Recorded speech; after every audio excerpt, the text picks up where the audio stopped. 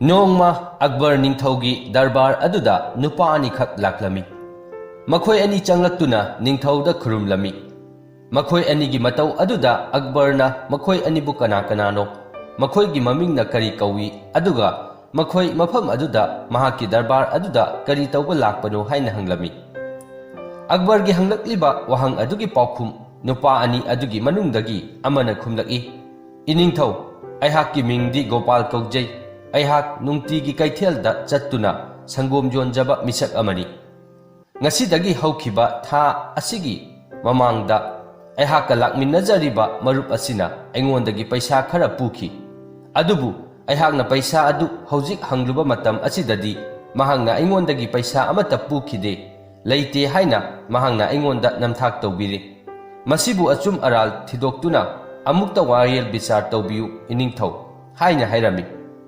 Nupa adugi wahaising adu taraba matung Akbarna mahaka lakminnariba Chanduman hairiba nupa aduda amuk nupa aduna hairiba wafam adu chumbra natragana mahaki oiba hainingba wahaising adu mangonda hayu haina hairami. Chandumana amuk hairai iningthau ibungo Gopalna tamliba pausing asi aranba oidaba ngaktani. Aihakna mangondagi paisa siki amata laukiba leiti. Mahangna aihakpu mingchat thina basilibani. Aikhoi ani kaithelda sangom jonminai. Masida mahangna kalaktuna haijinba ngaktani haina hairami. Makhoi ani asigi wahaising asi tabada kanana chumlibano haibadu Akbarna khangba ngamlamde. Madudagi Akbarna masigi wayel asidi Birbal khaktana tawba ngamgani khanduna mahangna thabak asi Birbalda sinathoklami. Madudagi Birbalna Gopalda wa khara hanglami. Gopal, nahak nasamakta thokiba thodok adu tasengna aingonda liduna tamu. Natrabadi aihakna nakhoi anigi achum arangi bichar asi tawba ngamloi haina hairami. Gopalna amuk haijaraki nong manumidang wairam ama aihakna dukan adu thong lonsinge haina tawrakpa matam aduda Chanduman aihaki dukan aduda lakhi. Aihakna mahak lakpa aduda mahakari tawba laklibano haina hangki. Matam aduda Chandumana mahak sanggom lainaba paisa khara konadre maram asina mahak paisa hangba lakpani haina khumlaki. Matam aduda aihakna mahaki awaba aduda mateng pangba oina aihaki upu adudagi sel khara lauthoklaga paisa sama mangonda piki. Matam aduda mahakna aihaki upu aduda ahenba paisa khara leiba adusu ukirami. Madugi matung tha ani leiraga ngasi asi aihakna paisa adu mangonda thauba chacharubani. Adubu mahangna aihaki paisa singlakpagi mahutta mahangna aingondagi paisa amata laukiba leite haiduna aingonda minamba wa asi hairakpani haina mahangna Birbalda hairami. Mahaki wari adu mapung phana taraba matung Birbalna Chandumanda amuk mahaki oiba warising adu amuk linaba hairami. Chandumana amuk hairaki Bor Mantri ibungo Gopal amadi aikhoi ani asi sab manaba karbar tawminai. Adubu mahak aigi inakta yamna toina laktuna aihaki karbar adugi maramda kayam yamna chawkhatlabagi haina yamna tattana hangi. Aidi mahak asi icham chamna aihaki marup amani haina adumak khalli. Nongmasu mahak ikui kuidringagi mamangda aihaki inakta laktuna aihaki karbar adugi maramda hanglakhi. Aihakti icham chamna aihaki karbar adu yamna ningthina chathari haina khumki. Mahangna lakpa matam aduda aihaki dukan aduda mi mayam ama krik krik inaduna pot leiba adu mahaksu uki. Numit adudagi mahak aihaki dukan asidagi hankhraga matam khara leiraga ikhang khanghaudana ngasi asi aihaki dukan aduda laktuna mamangda aihakna laukiba paisa adu singu haina hairakhi. Aihakti mangondagi paisa amata laukiba leiti. Maram asina iningthauda wafam asi wayenbiyu haina haijaba lakpani haina Chandumana Birbalda tamlami. Birbalna Chandumangi wa taraba matung Gopalda asumna hairaki. Gopal, nahakna Chandumanda paisa sama piki haina haire. Phare adu oiradi nahakna Chandumanda paisa piba matam aduda kana kanadi uhawi. Nahak paisa adu piki haibagi sakhi puthokpa ngamgadra haina hanglaki. Gopalna amuk khumlaki Bor Mantri ibungo mahakna paisa hangba lakpa matam adu aihakki dukan thong lolamdai matam oibana aihak sakhi amata puthokpadi ngamjadre haina hairami makhoi animaki wa adu taraba matung aduda Birbalna ningthauda onsinduna hairaki iningthau ibungo nupa ani asigi manungda oidaba ngangba aranba nupa amadi yaure adubu matik chaba sakhi leitabana hek haidokpa yadre maram asina nanai engonda wayen asi chathanaba nongma khaki matam pibiyu mathangi numitta aihak asumba adu phongjage haina ningthauda haijarami Birbalna haijariba adu Akbar su yarami mahangna Birbalda nongmagi matam pibirami Birbal mayumda halaktuna mahak nupa ani adugi maramda ngahak wakhal khalami khanba yaba khallaba matung Birbalda wakhal macha ama laklami mahangna thajaba mahakki manai ama mahakki manakta kausilami aduga manai aduda mahangna thabak ama sinarami thabak adudi atai kari sunatte mahangna kaithelda kaduna Chanduman amadi Gopalgi maramda miyamda hangduna makhoi anigi maramda mangonda pau tamu haina Birbalna manai aduda khanghalami Birbalgi manai aduna kaithelda kaduna miyam aduda Gopal amadi Chandumangi maramda hanglami madudagi mahakna halaktuna pau adu Birbalda tamlami bor mantri ibungo Gopal amadi Chanduman makhoi ani asi chap manana karbar tauba miyoi ngaktani adubu miyamgi mot matung ina Gopalbu miyamna thoina hena nungsiba heli maramdi mahaki karbar aduda mahak puksel sengda thawai yauna taujai adubu Chanduman hairiba nupa asidi miyamda namthak tauba amadi mahaki karbar aduda puksel sengdabana maram oiraga miyamna mahakpu nungside amadi mangondagi potchai lebide haina asumna mahakna pau adu Birbalda tamlami manai aduna thabak adu mai pakna pangthokpa aduda Birbalna manai adubu thagatlami aduga awamal oina sel kharasu pirami madudagi Akbarna mahakki manai aduda amuk mahak mateng amaga pangbidaba yade haiduna hairami madudagi Birbalna ghi chapu ama puthorklami aduga chapu ani aduda sanagi senjek amamam thadarami aduga mahakna mahakki manai aduda hairaki nahangna ghi chapu ani asi Chanduman amadi Gopalda amamam pigadabani madugi matung nahak ngaihak bazar aduda leiraga karamba nupana sanagi senjek adu handorakpagi haibadu nahangna yengadabani haina mahangna manai aduda yathang pirami mathangi numit aduda Birbal konungda amuk karaklami mahak lakpa ubada Akbarna hairaki Birbal haujik Gopal amadi Chanduman makhoi ani asi kanana chumi aduga kanana lali haiba adu nahak ta'u haina hairaklami matam asida Birbalna makhoida oidaba ngangliba aranba tawriba nupa adu Chandumanni haina mahangna ningthau aduda hairami madudagi ningthau aduna amuk Chandumanna karamna aranba oiribano haiba adugi wari adu linaba Birbalda khanghalami Birbalna amuk hairagi iningthau ibungo aihangna ghi chapu anida sanagi senjek amamam thadaduna aihakki inai amada ghi yonba sahanduna makhoi anida amamam pihalami adubu chapu adugi manungda yawba sanagi senjek adu Gopalna aigi inaida amuk hanna handoraki aduga Chandumandi mahaki chapu aduda yawkhiba sanagi senjek adu amuk hanna handorakhide thaudok asina mayek sengna takli madudi Gopal mabukchel sengba miyoi amani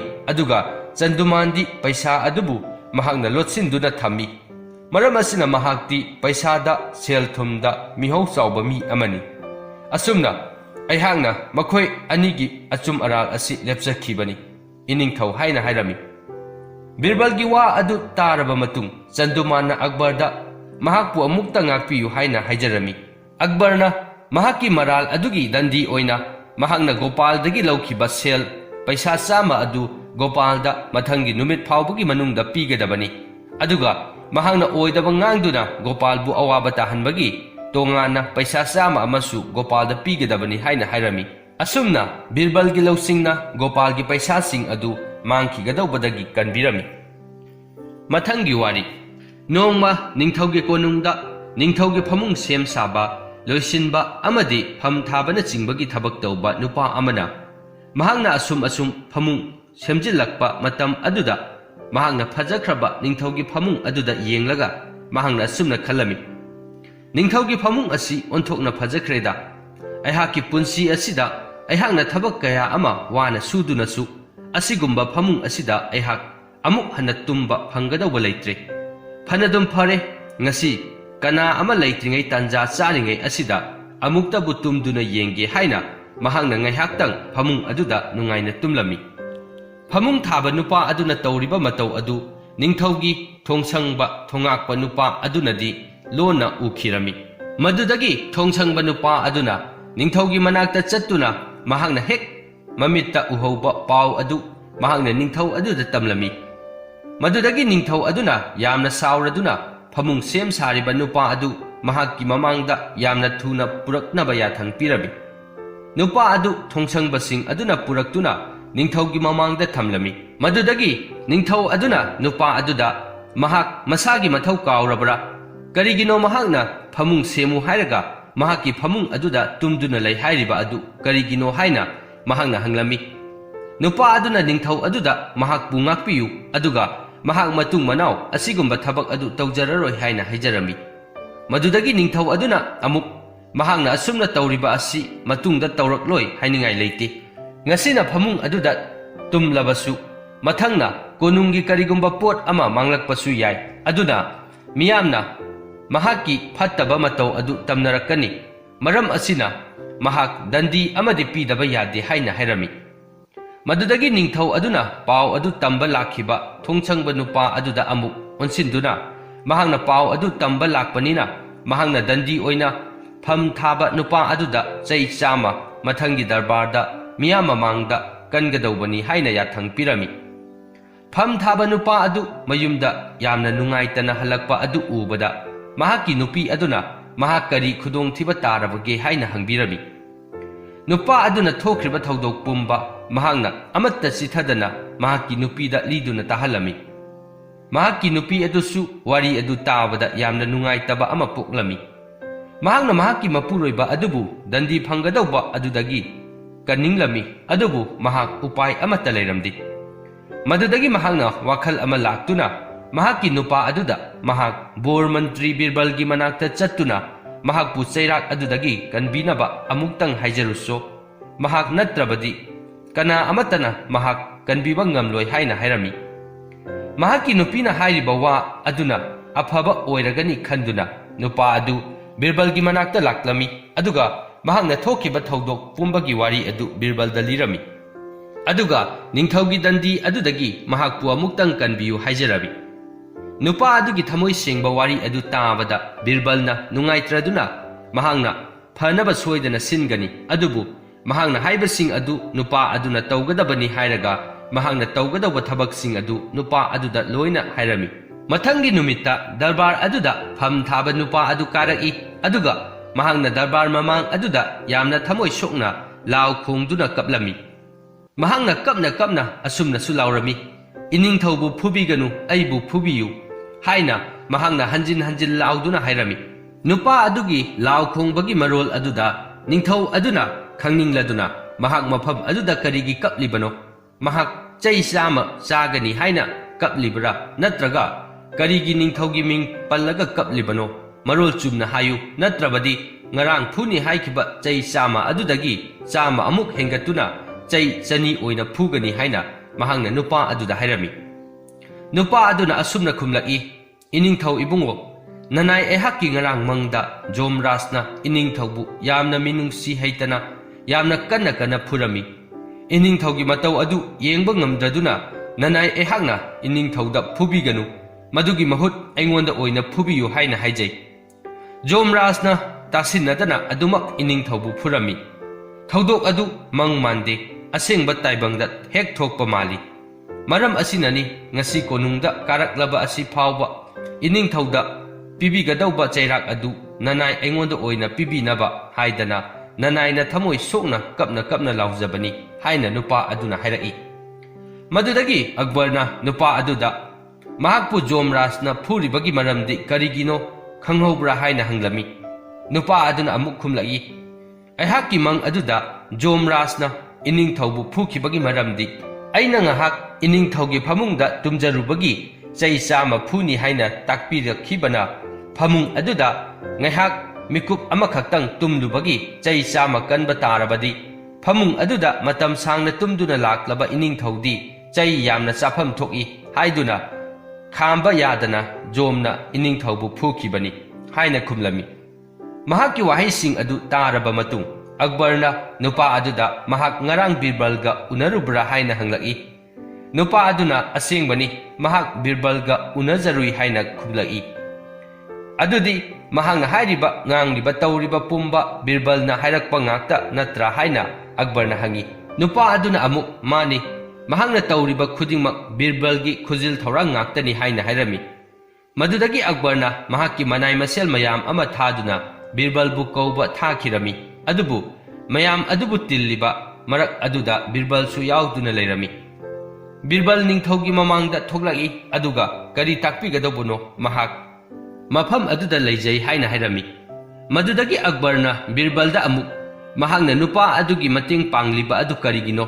ꯃꯔꯥꯜ ꯂꯩꯔꯕ ꯅꯨꯄꯥ ꯑꯁꯤ ꯃꯍꯥꯛꯅ ꯃꯇꯦꯡ ꯄꯥꯡꯂꯤꯕ ꯑꯁꯤꯒꯤ ꯃꯔꯝꯗꯤ ꯃꯍꯥꯛꯀꯤ ꯗꯟꯗꯤ ꯑꯁꯤ ꯐꯪꯐꯝ ꯊꯣꯛꯇꯦ, ꯅꯤꯡꯊꯧꯒꯤ ꯋꯥꯌꯦꯜ ꯑꯁꯤ ꯂꯥꯜꯂꯤ ꯍꯥꯏꯅ ꯎꯠꯅꯤꯡꯕꯒꯤꯔꯥ ꯍꯥꯏꯅ ꯍꯪꯂꯝꯃꯤ꯫ ꯃꯇꯝ ꯑꯁꯤꯗ ꯕꯤꯔꯕꯜꯅ ꯈꯨꯝꯂꯛꯏ, ꯏꯅꯤꯡꯊꯧ ꯏꯕꯨꯡꯉꯣ, ꯐꯃꯨꯡ ꯊꯥꯕ ꯅꯨꯄꯥ ꯑꯁꯤꯅ ꯃꯍꯥꯛꯅ ꯊꯕꯛ ꯐꯅ ꯀꯟꯅ ꯁꯨ ꯅꯣꯝꯗꯨꯅꯁꯨ ꯃꯔꯜ ꯃꯊꯨꯝ ꯃꯌꯥꯝ ꯑꯃ ꯄꯩꯗꯨꯅ ꯊꯝꯂꯕꯁꯨ ꯑꯁꯤꯒꯨꯝꯕ ꯅꯤꯡꯊꯧꯒꯤ ꯐꯃꯨꯡ ꯑꯁꯤꯗꯗꯤ ꯃꯍꯥꯛꯅ ꯄꯨꯟꯁꯤꯒꯤ ꯇꯨꯝꯕ ꯐꯪꯂꯔꯣꯏ ꯍꯥꯏꯕ ꯑꯁꯤ ꯃꯍꯥꯛ ꯃꯁꯥꯅ ꯈꯪꯖꯩ꯫ ꯃꯔꯝ ꯑꯁꯤꯅ ꯇꯟꯖꯥ ꯆꯥꯔꯤꯉꯩ ꯐꯃꯨꯡ ꯑꯗꯨ ꯀꯔꯝꯅ ꯇꯧꯕꯒꯦ ꯍꯥꯏꯅ ꯃꯤꯀꯨꯞ ꯑꯃꯇꯪ ꯇꯨꯝꯗꯨꯅ ꯌꯦꯡꯖꯕꯅꯤ꯫ ꯃꯁꯤꯗ ꯊꯣꯏꯅ ꯃꯔꯥꯜ ꯂꯩꯇꯦ, ꯆꯩꯔꯥꯛ ꯄꯤꯐꯝ ꯊꯣꯛꯇꯦ꯫ ꯑꯗꯨꯕꯨ ꯀꯔꯤꯁꯨ ꯂꯩꯇꯕ ꯋꯥ ꯑꯁꯤꯗ ꯃꯊꯧ ꯅꯠꯇꯅ ꯃꯊꯧ ꯁꯥꯔꯤꯕ ꯊꯣꯉꯥꯛꯄ ꯅꯨꯄꯥ ꯑꯁꯤꯗꯤ ꯃꯔꯥꯜ ꯂꯩꯔꯦ ꯃꯍꯥꯛꯇꯤ꯫ ꯃꯍꯥꯛꯅ ꯃꯍꯥꯛꯀꯤ ꯊꯣꯉꯥꯛꯄꯒꯤ ꯊꯕꯛ ꯑꯗꯨ ꯊꯥꯗꯣꯛꯂꯝꯗꯨꯅ ꯀꯔꯤꯁꯨ ꯂꯩꯇꯕ ꯇꯨꯃꯤꯟꯅ ꯂꯩꯁꯤꯟꯕ ꯌꯥꯔꯕ ꯋꯥ ꯑꯁꯤꯕꯨ ꯏꯅꯤꯡꯊꯧꯒꯤ ꯃꯅꯥꯛꯇ ꯂꯥꯛꯇꯨꯅ ꯇꯝꯕ ꯍꯥꯏꯕ ꯑꯁꯤ ꯃꯍꯥꯛ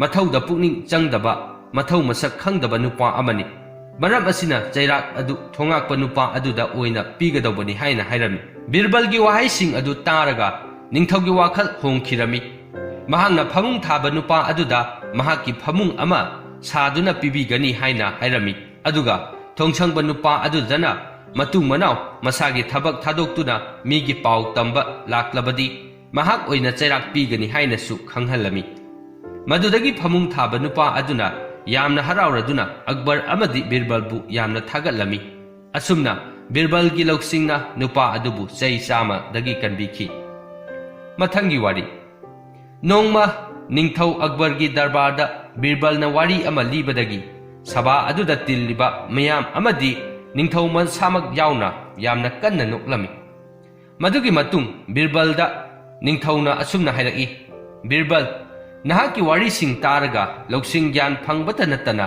ꯌꯥꯝꯅ ꯅꯨꯡꯉꯥꯏꯕ, ꯅꯣꯛꯅꯤꯡꯕ ꯑꯃꯁꯨ ꯌꯥꯎꯍꯜꯂꯤ꯫ ꯃꯁꯤ ꯅꯍꯥꯛꯀꯤ ꯅꯇꯤꯛ ꯅꯒꯨꯟꯅꯤ ꯍꯥꯏꯅ ꯃꯍꯥꯛꯅ ꯕꯤꯔꯕꯜꯗ ꯍꯥꯏꯕꯤꯔꯝꯃꯤ꯫ ꯅꯤꯡꯊꯧꯒꯤ ꯋꯥꯍꯩꯁꯤꯡ ꯑꯗꯨꯗ ꯕꯤꯔꯕꯜ ꯌꯥꯝꯅ ꯍꯔꯥꯎꯖꯔꯝꯃꯤ꯫ ꯕꯤꯔꯕꯜꯅ ꯑꯃꯨꯛ ꯈꯨꯝꯂꯛꯏ, ꯏꯅꯤꯡꯊꯧꯅ ꯑꯩꯍꯥꯛꯄꯨ ꯄꯪꯊꯥ ꯊꯥꯒꯠꯄꯤꯔꯦ, ꯅꯅꯥꯏꯗꯤ ꯀꯔꯤꯁꯨ ꯈꯪꯖꯕ ꯅꯠꯆꯗꯦ, ꯏꯅꯤꯡꯊꯧꯅ ꯅꯨꯡꯁꯤꯕꯤꯗꯨꯅ ꯇꯧꯕꯤꯕꯅꯤ꯫ ꯃꯗꯨꯗꯒꯤ ꯑꯛꯕꯔꯅ ꯑꯃꯨꯛ ꯃꯍꯥꯛ ꯍꯧꯖꯤꯛ ꯃꯉꯣꯟꯗ ꯋꯥꯍꯪ ꯑꯃ ꯍꯪꯒꯦ, ꯃꯗꯨ ꯃꯍꯥꯛ ꯄꯥꯎꯈꯨꯝ ꯄꯤꯕ ꯉꯝꯒꯗ꯭ꯔꯥ ꯍꯥꯏꯅ ꯕꯤꯔꯕꯜꯗ ꯍꯪꯂꯝꯃꯤ꯫ ꯕꯤꯔꯕꯜꯅ ꯑꯃꯨꯛ ꯃꯍꯥꯛꯅ ꯉꯝꯕ ꯑꯣꯏꯔꯕꯗꯤ ꯁꯣꯏꯗꯅ ꯍꯥꯏꯖꯒꯦ, ꯋꯥꯍꯪ ꯑꯗꯨ ꯍꯪꯕꯤꯌꯨ ꯍꯥꯏꯅ ꯍꯥꯏꯔꯝꯃꯤ꯫ ꯃꯗꯨꯗꯒꯤ ꯑꯛꯕꯔꯅ ꯑꯃꯨꯛ ꯃꯍꯥꯛꯀꯤ ꯂꯩꯕꯥꯛ ꯑꯗꯨꯗ ꯃꯃꯤꯠ ꯇꯥꯡꯕ, ꯃꯃꯤꯠ ꯎꯗꯕ ꯃꯤ ꯀꯌꯥꯝ ꯌꯥꯝꯅ ꯂꯩꯔꯝꯒꯅꯤ ꯍꯥꯏꯕ ꯃꯍꯥꯛ ꯈꯪꯕ꯭ꯔꯥ ꯍꯥꯏꯅ ꯍꯪꯂꯛꯏ꯫ ꯕꯤꯔꯕꯜ ꯉꯥꯏꯍꯥꯛ ꯇꯨꯃꯤꯟꯅ ꯈꯜꯂꯝꯃꯤ ꯑꯗꯨꯒ ꯈꯨꯝꯂꯛꯏ, ꯏꯅꯤꯡꯊꯧ ꯏꯕꯨꯡꯉꯣ, ꯃꯃꯤꯠ ꯇꯥꯡꯕ ꯃꯤ ꯑꯁꯤ ꯅꯅꯥꯏ ꯑꯩꯍꯥꯛꯅ ꯑꯁꯨꯝ ꯈꯟꯖꯕꯗ ꯇꯁꯦꯡꯅ ꯄꯣꯛꯂꯛꯄꯗꯒꯤ ꯃꯃꯤꯠ ꯇꯥꯡꯕ ꯃꯤꯑꯣꯏꯗꯒꯤ ꯃꯃꯤꯠ ꯎꯅ ꯃꯃꯤꯠ ꯇꯥꯡꯕ ꯃꯤꯅ ꯍꯦꯟꯅ ꯃꯁꯤꯡ ꯌꯥꯝꯂꯝꯒꯅꯤ ꯍꯥꯏꯅ ꯈꯟꯖꯩ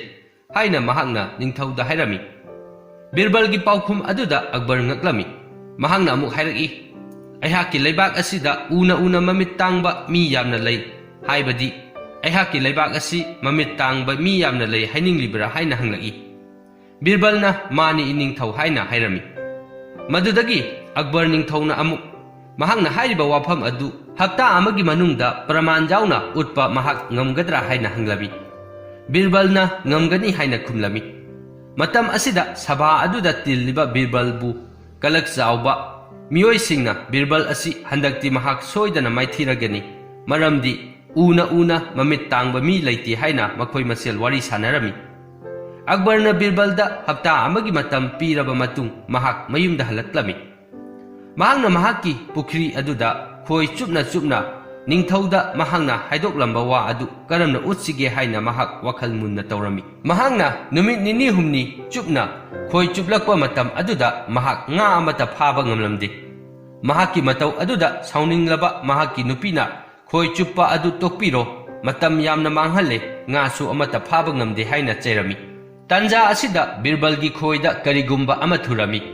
Birbalna nga ama phare haiduna yamna harauna khoi adu chingkhatlami. Adubu khoi aduda nga thubagi mahutta khongup segaiba ama thurami. Birbal mahaki nupigi mamangda ikaiba poklami. Adubu mahak khongup segaiba adu urubadagi wakhal ama laklami. Mathangi numitta Birbalna khongup adubu kaithelda puduna mahangna khongup adu photpagi thabak tawrami.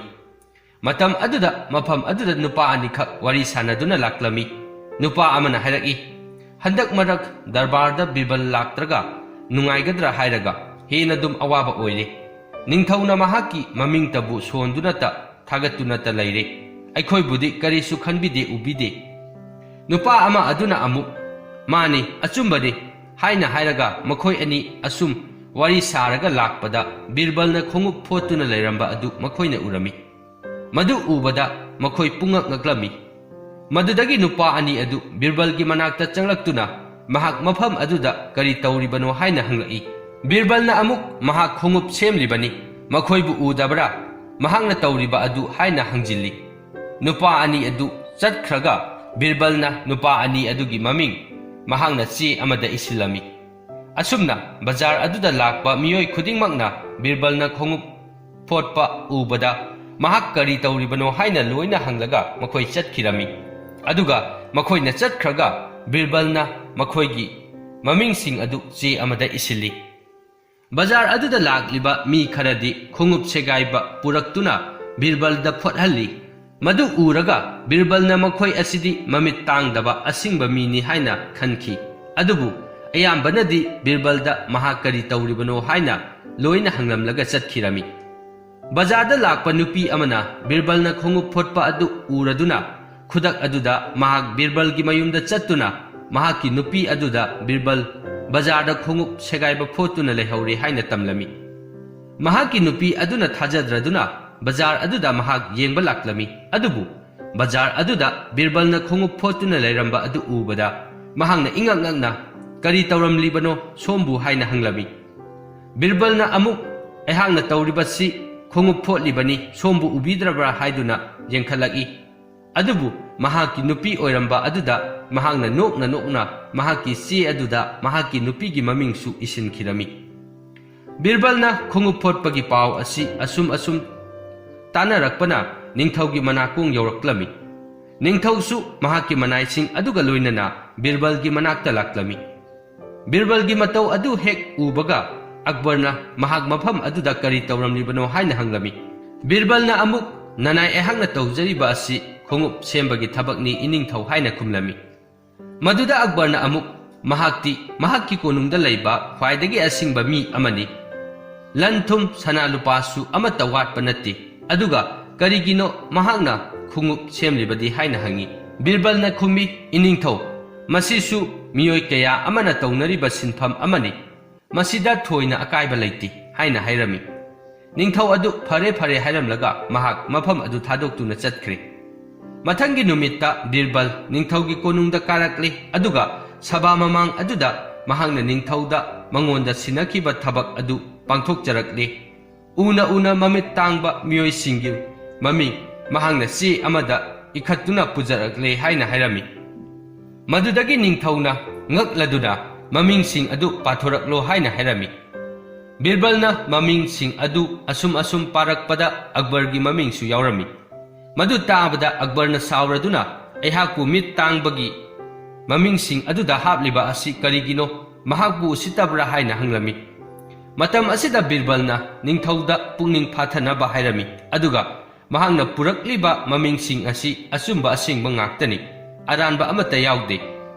Aihangna bazarda khongup semlingai mi mayam ama laktuna ꯃꯈꯣꯏꯅ ꯑꯩꯅ ꯇꯧꯔꯤꯕ ꯑꯗꯨ ꯎꯅ ꯎꯅ ꯑꯩꯍꯥꯛ ꯀꯔꯤ ꯇꯧꯔꯤꯕꯅꯣ ꯍꯥꯏꯅ ꯍꯪꯈꯤ꯫ ꯃꯌꯥꯝ ꯑꯗꯨꯒꯤ ꯃꯔꯛꯇ ꯏꯅꯤꯡꯊꯧꯁꯨ ꯌꯥꯎꯏ꯫ ꯃꯔꯝ ꯑꯁꯤꯅ ꯑꯩꯍꯥꯛꯅ ꯏꯅꯤꯡꯊꯧꯁꯨ ꯎꯅ ꯎꯅ ꯎꯗ꯭ꯔꯕ ꯃꯥꯜꯂꯦ ꯈꯟꯗꯨꯅ ꯃꯃꯤꯡ ꯄꯔꯦꯡ ꯑꯁꯤꯗ ꯍꯥꯞꯆꯕꯅꯤ꯫ ꯁꯣꯏꯈꯤ ꯂꯥꯟꯈꯤꯕ ꯌꯥꯎꯔꯕꯁꯨ ꯉꯥꯛꯄꯤꯌꯨ ꯍꯥꯏꯅ ꯍꯥꯏꯔꯝꯃꯤ꯫ ꯕꯤꯔꯕꯜꯒꯤ ꯋꯥꯍꯩꯁꯤꯡ ꯑꯗꯨ ꯇꯥꯕꯗ ꯑꯛꯕꯔ ꯊꯃꯣꯏ ꯄꯦꯟꯅ ꯅꯣꯛꯂꯝꯃꯤ꯫ ꯋꯥꯔꯤ ꯑꯁꯤ ꯃꯇꯥꯡ ꯑꯁꯤꯗ ꯂꯣꯏꯁꯤꯟꯖꯔꯦ꯫